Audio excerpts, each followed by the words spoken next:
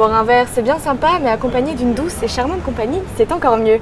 Aujourd'hui, on teste un bar un petit peu insolite, un bar à chat. Il y en a 3 sur Paris et aujourd'hui, on se rend au Chamallows. Bonjour. Bonjour.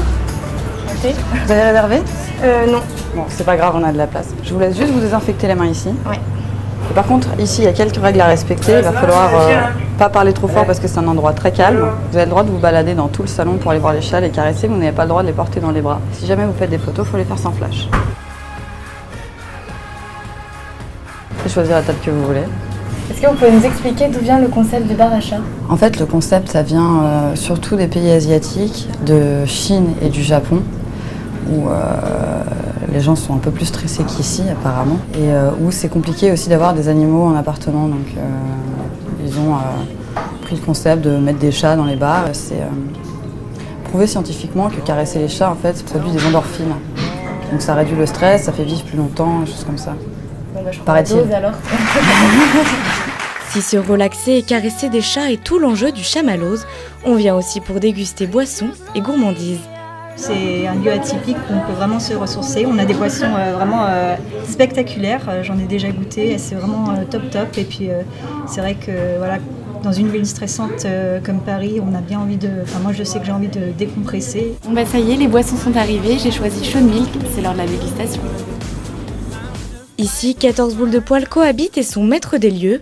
Combiner vente de nourriture et animaux en liberté nécessite quelques aménagements pour une hygiène irréprochable. On voit qu'il y a 2 espaces délimités, donc l'espace bar à chat et vraiment l'espace cuisine. Oui, parce qu'on ne peut pas faire la cuisine avec les chats qui pourraient rentrer dedans au niveau des poils ou de l'hygiène. Les chats vont quand même dans leur litière, les pattes, machin. On les voit bien monter sur le comptoir, mais non, c'est pas possible.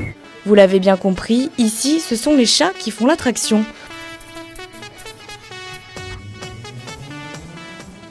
On trouve plusieurs races différentes. Petite présentation avec la responsable. L'oriental, et c'est Sean, c'est la même race que Jessie. C'est un mâle, normalement mâle est plus grand que les femelles. Celui-là? Celui-là c'est Simba.